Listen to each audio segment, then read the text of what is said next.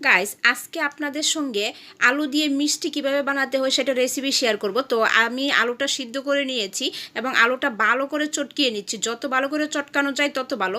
এবার আমি সুজি দিয়ে দিচ্ছি। তো সুজি একসঙ্গে দিব না, অল্প অল্প করে দিব, যতটুকু প্রয়োজন ততটুকু আমি সুজি দিয়ে দিচ্ছি।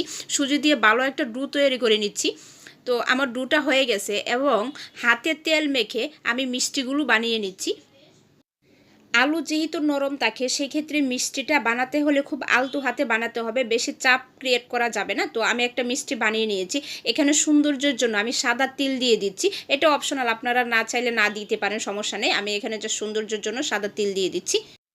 এভাবে আমি একে একে সবগুলো মিষ্টি বানিয়ে নিচ্ছি। যে আমার মিষ্টি বানানো হয়ে গেছে। এবার কড়াইতে চলে আসলাম। কড়াইতে আমি তেল দিয়ে দিচ্ছি।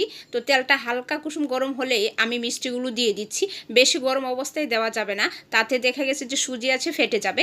হালকা গরম অবস্থায় আমি দিয়ে দিলাম, উল্টিয়ে পাল্টিয়ে নিচ্ছি। আমি ততক্ষণ মিষ্টিগুলো বাছবো যতক্ষণ পর্যন্ত বাদামি কালার না হয়েছে। তো আমারটা মোটামুটি বাদামি কালার হয়ে গেছে। এবার আমি মিষ্টিগুলো নামিয়ে নিচ্ছি।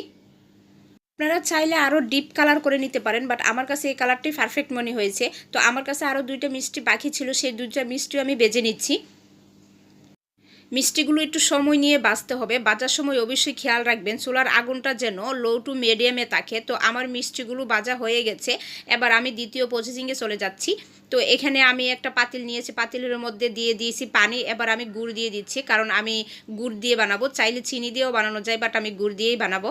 তো এটা বলক হয়ে গেছে। এখন আমি একে একে মিষ্টিগুলো দিয়ে দিচ্ছি। মিষ্টিগুলো দিয়ে আমি একটা ডাকনা দিয়ে রেখে দিব 5 মিনিটের জন্য।